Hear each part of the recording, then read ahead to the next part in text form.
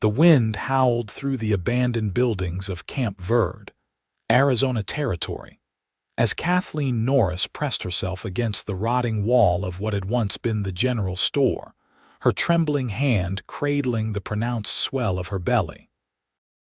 The baby kicked strongly beneath her palm, as if sensing the approaching hoofbeats that made Kathleen's heart race with terror. 6 months pregnant and alone in a ghost town that had been deserted after the silver mine dried up in 1876. She prayed the rider would simply pass through, without noticing the thin tendril of smoke rising from her carefully concealed campfire.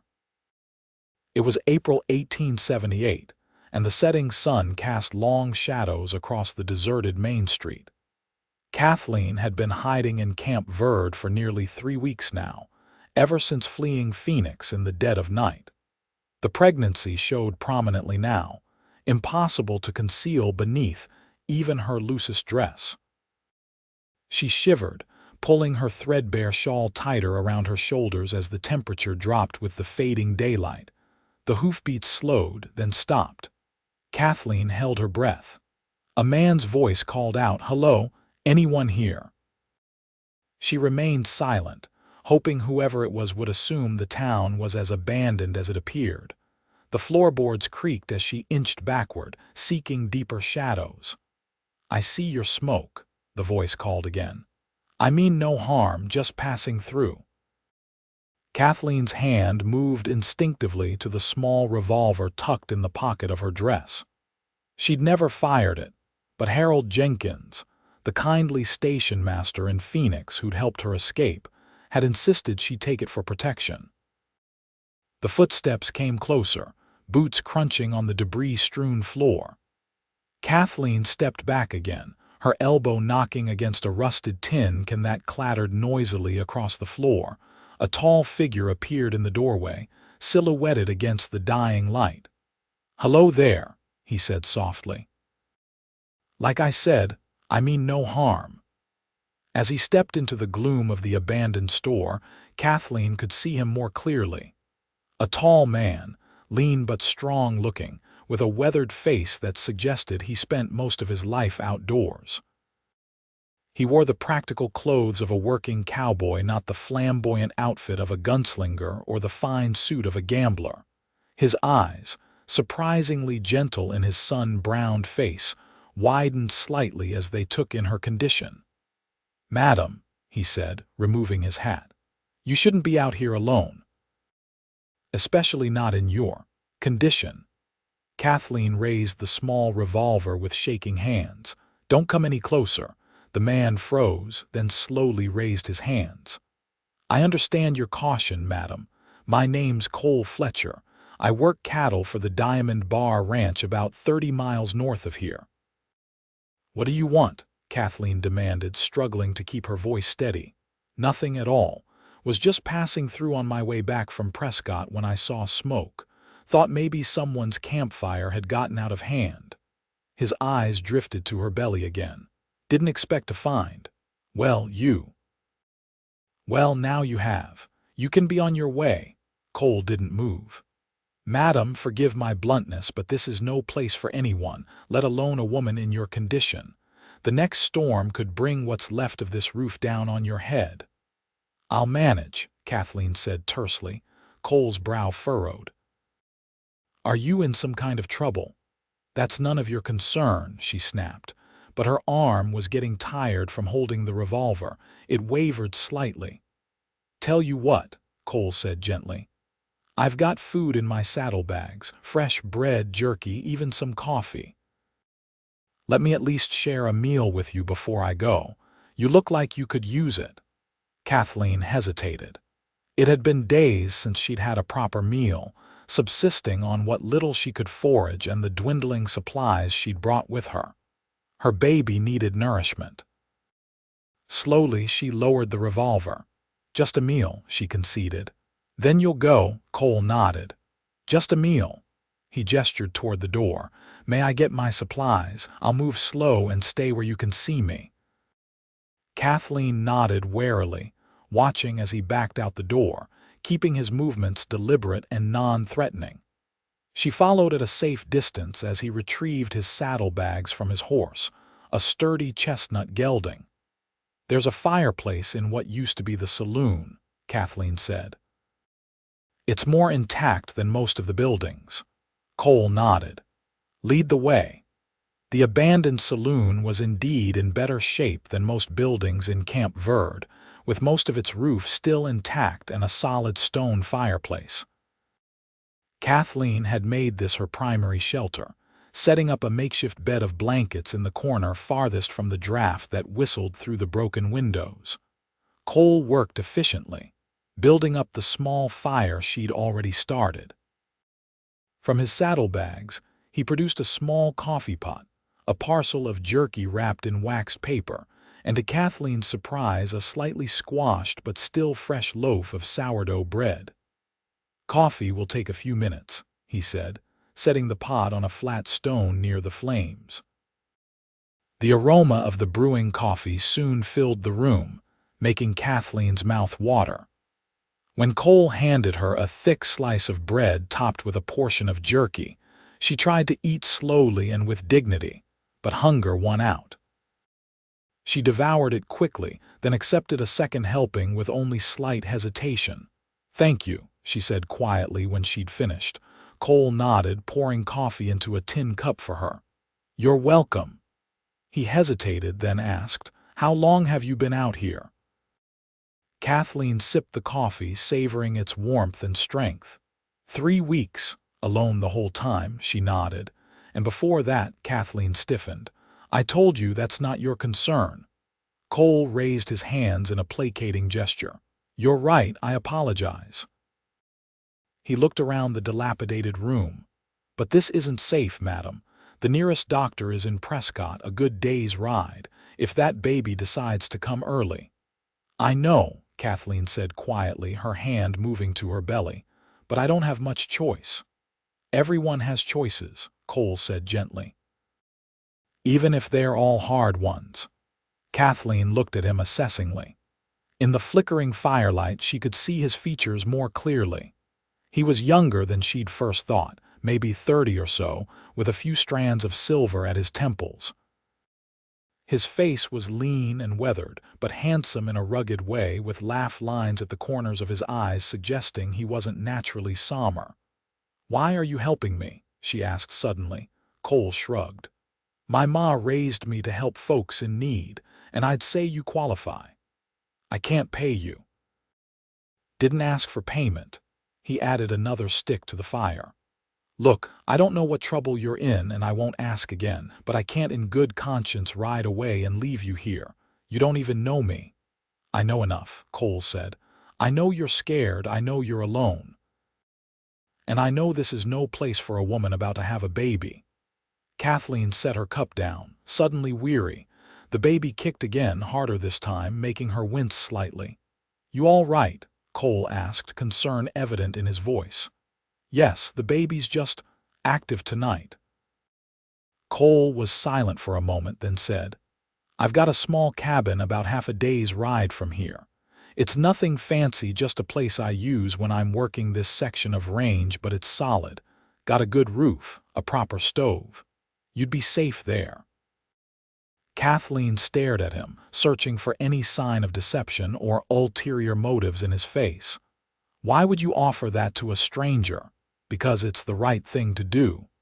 He met her gaze steadily. "I won't force you. If you want to stay here, I'll bring you supplies when I can.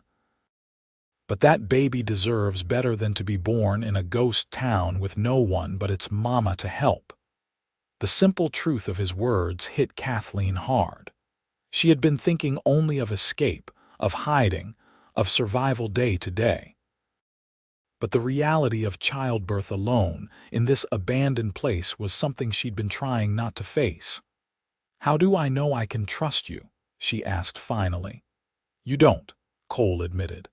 "But I reckon that revolver of yours works just as well at my cabin as it does here if I turn out to be lying." Despite herself, Kathleen felt a small smile tug at her lips. "Fair point. Think on it tonight," Cole suggested. "I'll sleep out with my horse, give you your privacy. We can talk again in the morning." Kathleen nodded slowly. All right. True to his word, Cole took his bedroll outside, leaving Kathleen alone with her thoughts. Through the broken window, she could see him making a small, separate campfire near his tethered horse. The man was an enigma, a stranger offering help with seemingly no expectations. In her experience, men always wanted something in return. She placed her hand on her rounded belly, feeling the baby shift beneath her touch. "What do you think, little one?" she whispered. "Can we trust him?" As if in response, the baby gave a strong kick. Kathleen sighed. She had limited options, and her instincts told her Cole Fletcher was sincere. If he meant her harm, he'd had ample opportunity already. The decision weighed heavily on her mind as she drifted into an uneasy sleep, the first with a full stomach in weeks. Morning arrived with pale sunlight filtering through the broken windows of the saloon. Kathleen woke to the smell of coffee and bacon.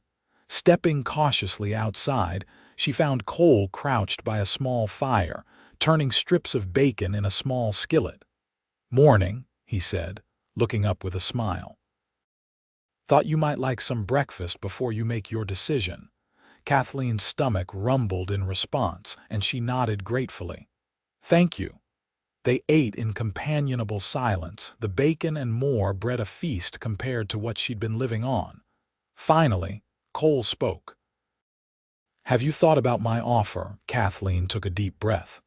"I have, and I'll come with you, but I need to be clear I'm in no position to offer anything in return."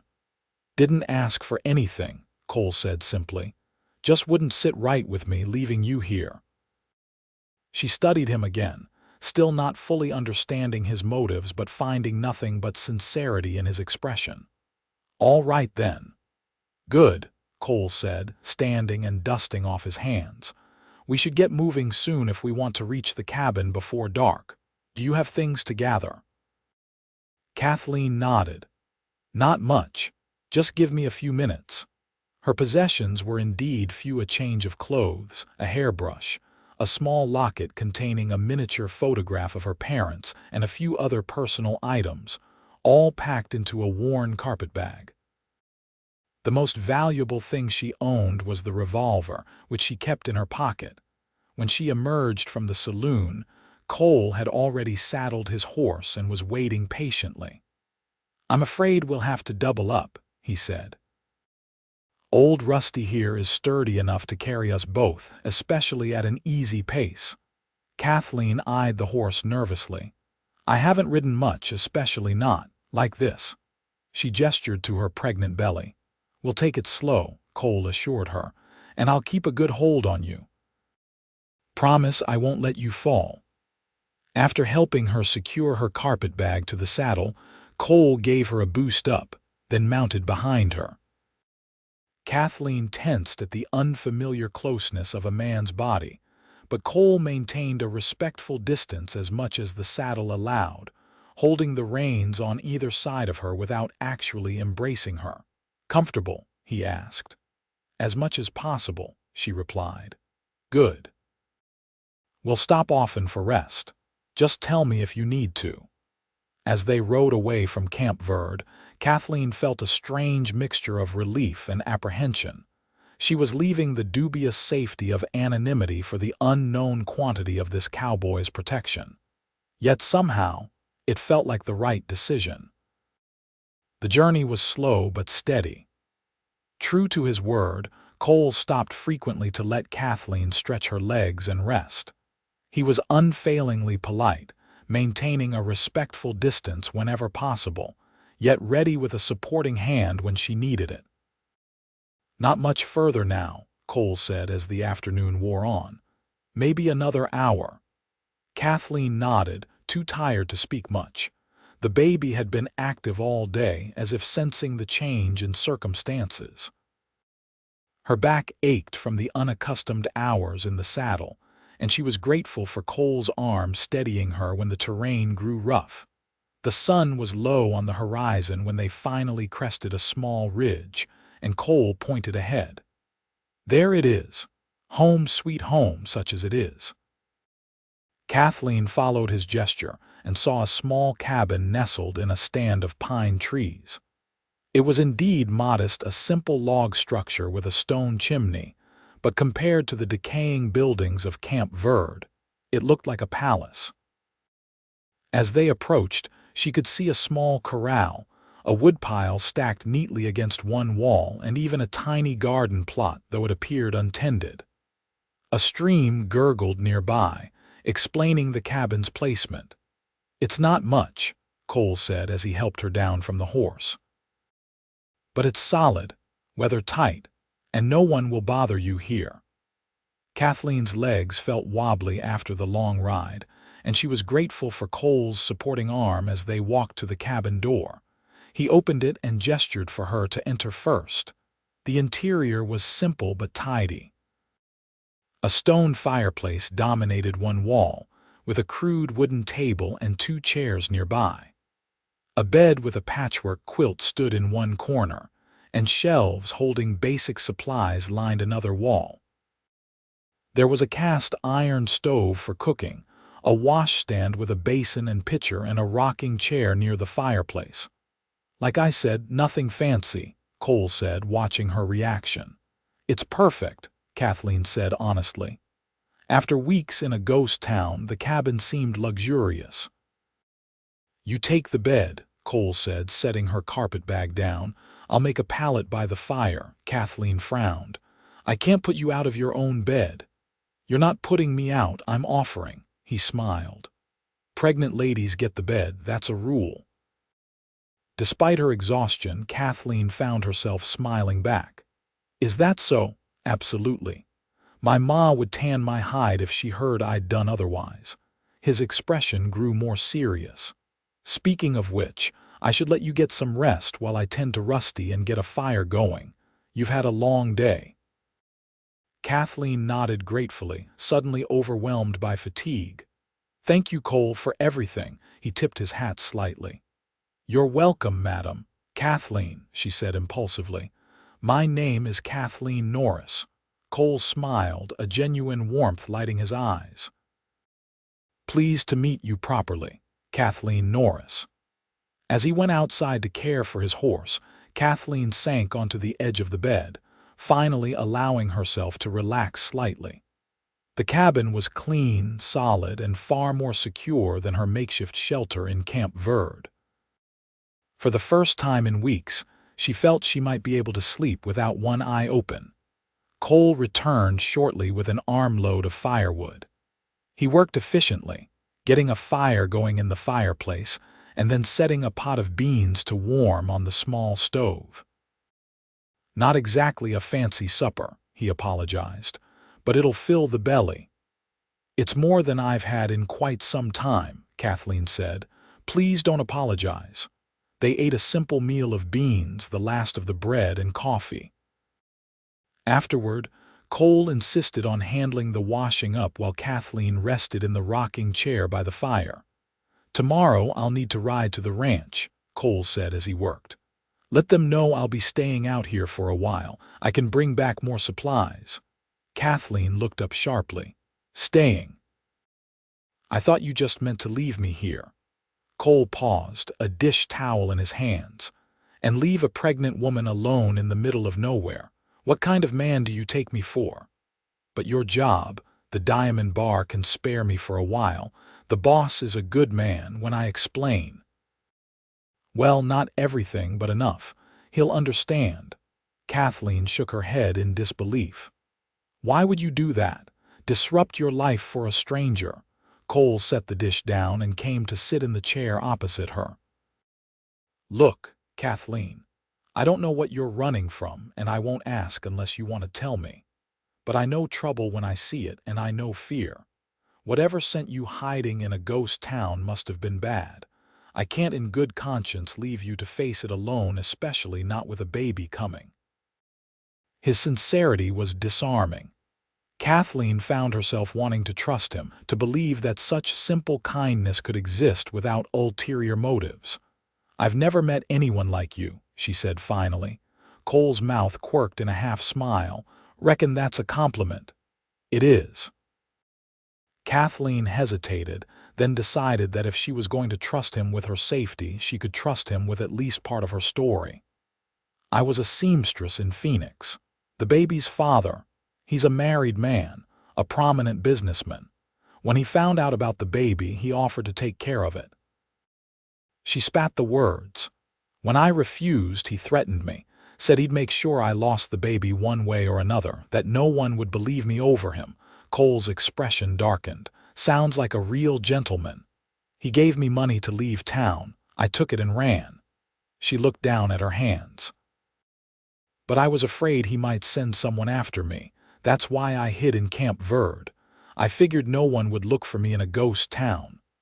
Smart thinking, Cole acknowledged, but not sustainable, especially not with winter coming and a baby due. I know, Kathleen sighed. I just didn't know what else to do. Well, now you don't have to figure it out alone. Cole stood up. Get some rest, Kathleen. Tomorrow's another day, and things always look clearer after a good night's sleep. Kathleen nodded, suddenly too tired to argue further. She retreated to the bed while Cole made a pallet of blankets near the fireplace. Despite her lingering wariness, she fell asleep almost immediately, lulled by the safety of solid walls and the steady breathing of her unexpected protector. The next few days established a routine of sorts. Cole rode to the Diamond Bar Ranch, returning with supplies and the news that his boss had indeed given him leave to look after some personal business. He brought flour, sugar, coffee, bacon, and even some preserves, along with fabric and thread when Kathleen mentioned she could sew. Thought you might like to keep your hands busy, he said, presenting the fabric to her, and maybe make something for the little one. Kathleen was touched by his thoughtfulness. With the materials, she began fashioning simple garments for the baby, grateful for the distraction. Cole proved to be a considerate housemate, always respectful of her privacy and space. He hunted and fished, supplementing their provisions, and showed Kathleen how to use the cast iron stove properly. In the evenings, they would sit by the fire, sometimes talking, sometimes in comfortable silence. Gradually, Kathleen found herself relaxing in his presence. Cole never pressed for more of her story, seemed content to take each day as it came. He was unfailingly kind but never presumptuous, treating her with a respect she had rarely experienced from men. One evening, about 2 weeks after their arrival at the cabin, Kathleen was sewing by the fire when Cole returned from checking his traps. He carried a small bundle of rabbit furs. Thought these might make a nice blanket for the baby, he said, placing them on the table. I can tan them properly, make them soft. That's very kind, Kathleen said, genuinely touched. You've done so much already. Cole shrugged, looking slightly embarrassed. It's nothing. It's not nothing, she insisted. Most men wouldn't give a second thought to a woman in my position, let alone append their lives to help her. Most men haven't seen what I've seen, Cole said quietly, stoking the fire. My sister was in a similar situation once. Fell for the wrong man, found herself in trouble. No one would help her, his jaw tightened. She didn't make it, neither did the baby. Understanding dawned on Kathleen. I'm so sorry, Cole. It was a long time ago, I was just a boy, couldn't do anything to help. He looked up, meeting her eyes. But I'm not a boy anymore, and I can help now. The raw honesty in his voice moved something deep within Kathleen. For the first time in months, perhaps years, she felt truly seen, not as a fallen woman or a problem to be solved, but as a person deserving of kindness. Thank you, she said softly, for seeing me. Cole held her gaze for a long moment, something unspoken passing between them. Then he nodded and returned to his task, but the atmosphere in the cabin had shifted, a new understanding forming between them. As the days passed, Kathleen found herself watching Cole when he wasn't aware the careful precision with which he split wood, the gentleness in his hands as he prepared the rabbit furs for the baby's blanket, the quiet hum of a tune as he worked. He was unlike any man she had known, possessing a steady reliability that made her feel secure for the first time in months. Cole, for his part, seemed equally aware of her, always anticipating her needs before she voiced them, ensuring she had the most comfortable chair, bringing wild berries he found while hunting because he noticed she enjoyed them. They existed in a careful harmony, neither pushing for more than the other was ready to give. The baby grew more active as the weeks passed, sometimes kicking hard enough that Cole could see the movement from across the room. One evening, as they sat by the fire, the baby gave a particularly strong kick that made Kathleen gasp slightly. "You all right?" Cole asked, concern immediately evident. "Yes, just very active tonight," Kathleen said, placing a hand on her belly. The baby kicked again, and she smiled. "Here, you can see." Without thinking, she reached for Cole's hand. He hesitated, then allowed her to guide his palm to rest lightly on her rounded belly. When the baby kicked against his hand, his eyes widened in wonder. "That's something," he said softly, awe evident in his voice. "Yes, it is," Kathleen agreed, suddenly very aware of the warmth of his hand through the thin fabric of her dress, of the intimacy of the moment. Cole seemed to realize it too, gently withdrawing his hand. "Strong little one," he said with a smile, "going to be a handful." "I'm counting on it," Kathleen said, a protective fierceness in her voice. "This child will never doubt they are wanted and loved." "No," Cole agreed softly. "They won't." The way he looked at her then made Kathleen's heart quicken in a way that had nothing to do with the baby.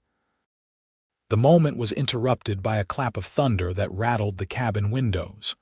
Rain began to patter against the roof, quickly intensifying into a downpour.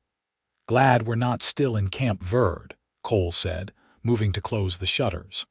"That old saloon roof wouldn't have kept out a drop of this." Kathleen nodded, thinking of how differently things might have turned out if Cole hadn't found her that day.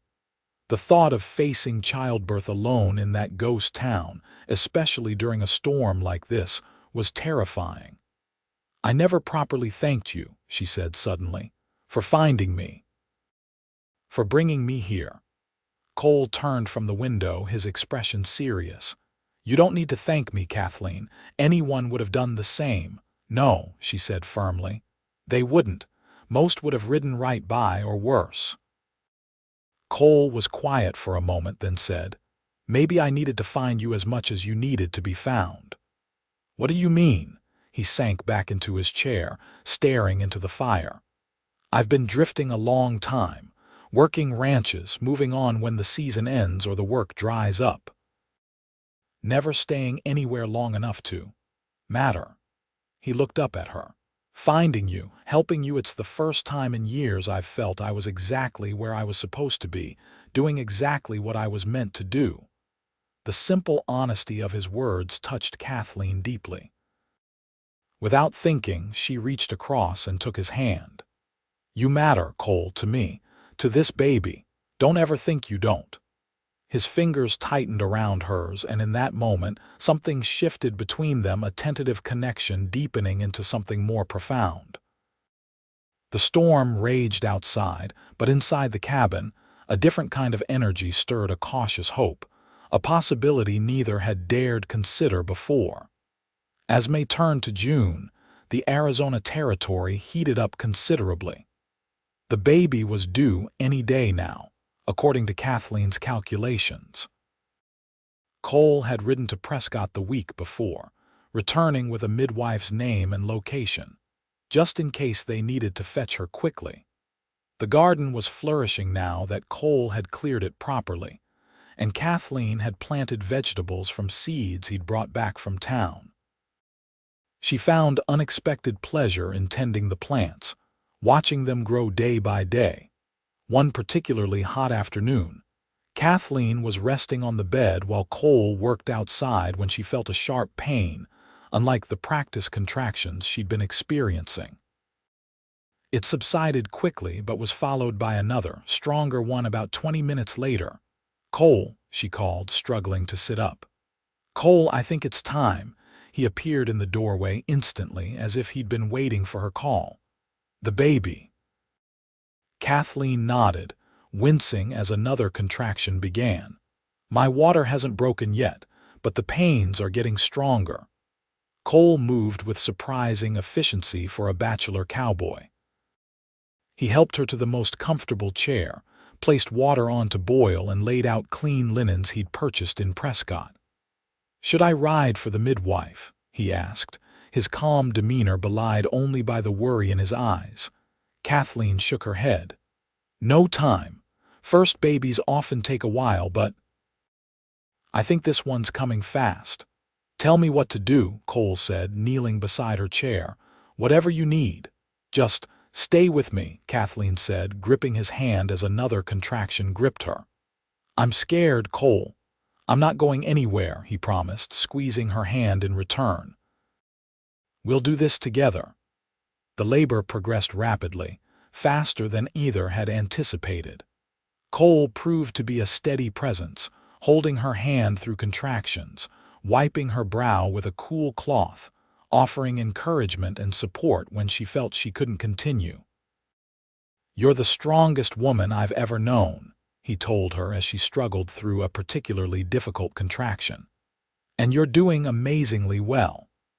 When the time came to push, Kathleen found strength she didn't know she possessed, drawing courage from Cole's unwavering support. Finally, with a last tremendous effort, her child entered the world, a robust boy with a powerful cry that filled the cabin. "A son," Cole said, his voice thick with emotion as he wrapped the infant in a clean towel. "You have a son, Kathleen." Tears streamed down Kathleen's face as Cole placed the baby in her arms. The tiny boy had a shock of dark hair, and once he stopped crying, eyes that seemed to take in his surroundings with solemn curiosity. "Hello, my love," Kathleen whispered, examining each perfect finger and toe with wonder. "You're finally here." Cole moved quietly around the cabin, cleaning up, bringing Kathleen water, making her comfortable. When everything was settled, he approached the bed hesitantly. "He's beautiful," he said, looking at the now sleeping infant. "Have you thought of a name?"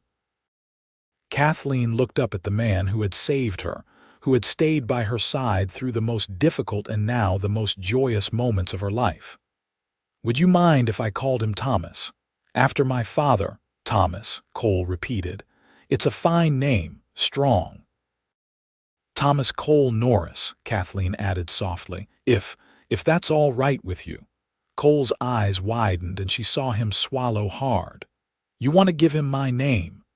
You've done more for him already than his natural father ever would have. You helped bring him into this world, and you've—" She hesitated, then continued. "You've come to mean a great deal to me, Cole, more than I ever expected." Cole sank down on the edge of the bed, his expression a mixture of disbelief and something that looked remarkably like hope.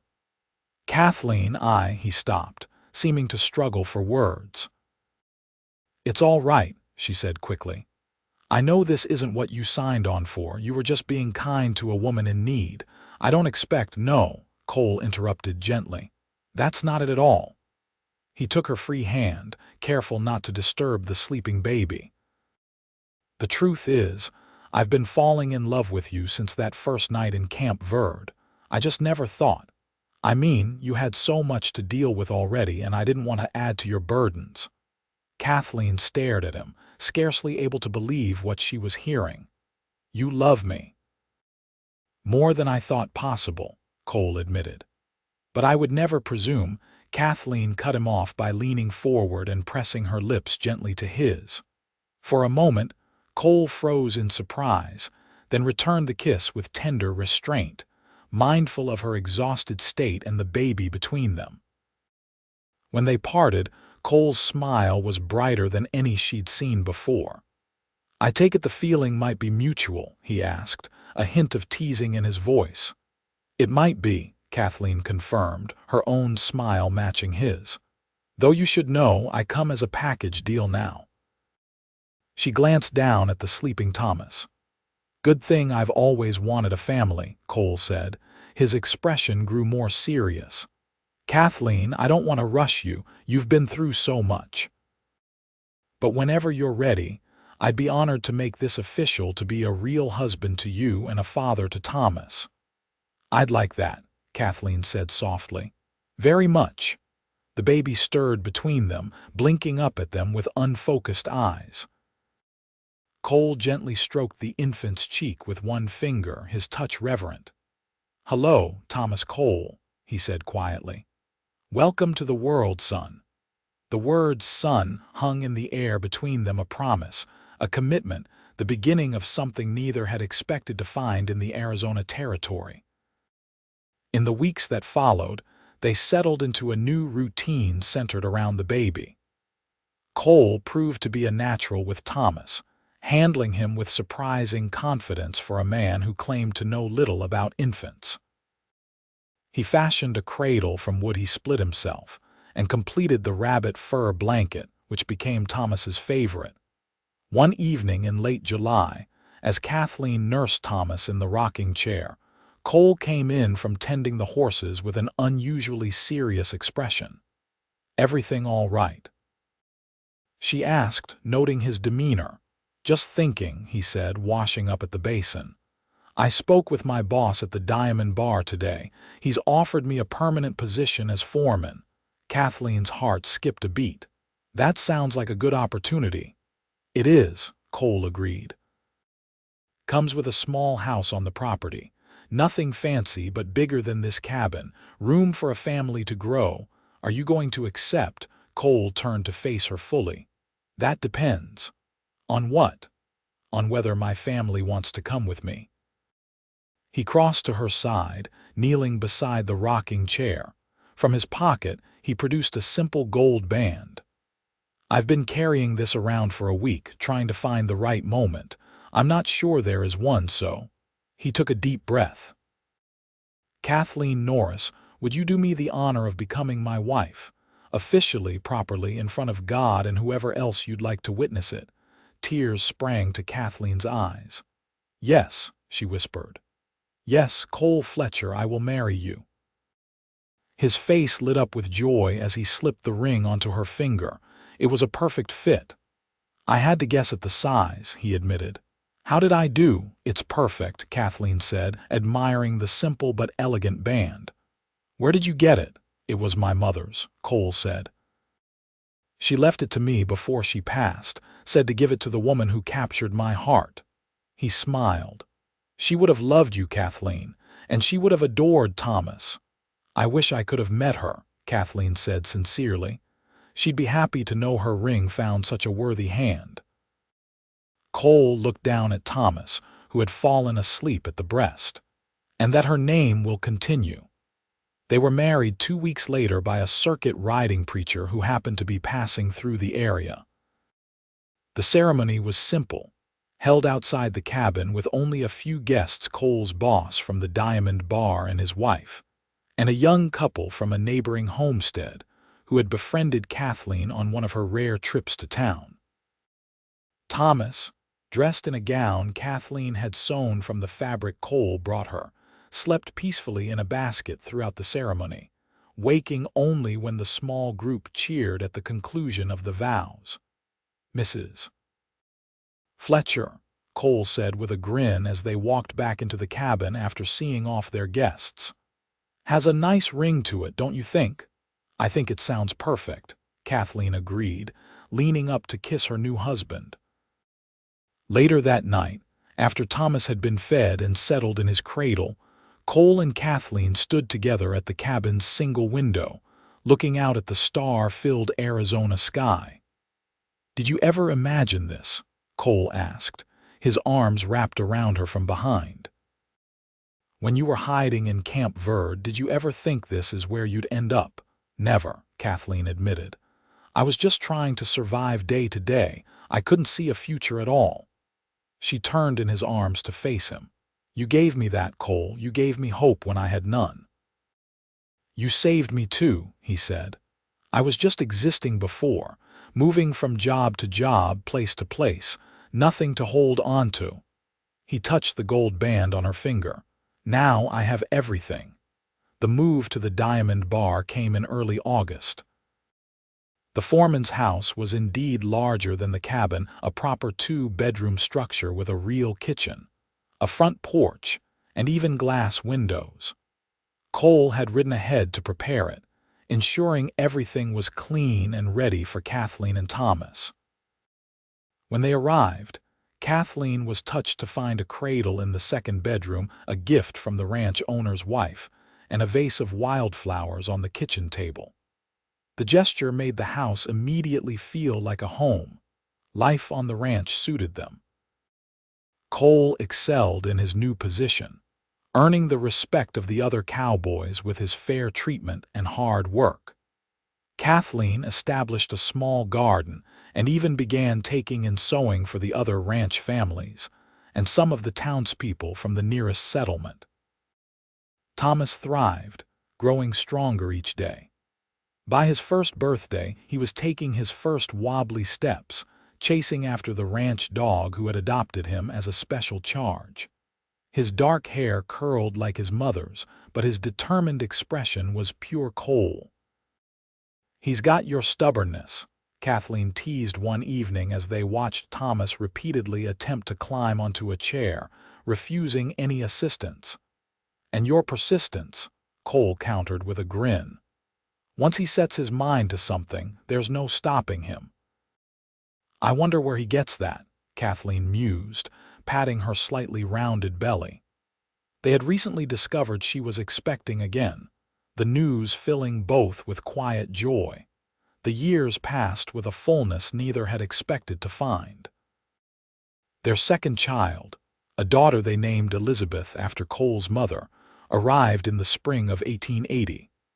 She had Cole's warm brown eyes and a temperament as sunny as an Arizona morning.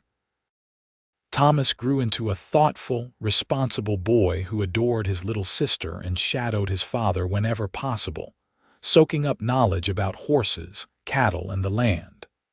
By the time he was 5, he could ride his own pony and knew every worker on the Diamond Bar by name. In the fall of 1883, their family expanded again with the arrival of another son, James, who came into the world with a lusty cry and Cole's steady hands to welcome him. By then, Kathleen had become something of an unofficial midwife herself, having assisted at several births on the ranch and in the growing town nearby. Cole continued to rise in the esteem of the ranch owner, eventually becoming a partner in the operation when the older man decided to semi-retire. The arrangement brought added responsibility, but also greater security for their growing family. They never forgot where they began. Each year on the anniversary of the day Cole found Kathleen in Camp Verde, they would pack a picnic and take the children to visit the ghost town, which deteriorated a little more each passing season. "This is where your story began," Cole would tell the children as they explored the crumbling buildings under careful supervision. "Where I found your mama and she changed my life forever." "And where you saved mine," Kathleen would add, her hand finding Cole's as naturally as breathing. On one such visit when Thomas was 10, he asked the question they'd been waiting for. "Is Pa my real father? Is that why you were hiding, Ma? Because you were running away from my real father?" Kathleen exchanged a glance with Cole, who nodded encouragingly. They had agreed long ago to be honest when the time came. "Cole adopted you in his heart the moment he found us," Kathleen explained, "and legally when we married. But no, he's not your birth father." She knelt to Thomas's level. "Your birth father was not a good man. He didn't want you and he threatened to hurt us. That's why I ran away and hid here." Thomas's brow furrowed as he processed this information. "So Pa chose to be my father, even though he didn't have to be." "That's right," Cole said, joining them. "And it was the best choice I ever made, son. Next to marrying your mother, of course." Thomas thought about this for a long moment, then nodded decisively. "Then he's more my real father than the other man ever was," he declared, "because he wanted me." Kathleen felt tears spring to her eyes at her son's wisdom. "That's exactly right, Thomas. Family is made by love, not just by blood."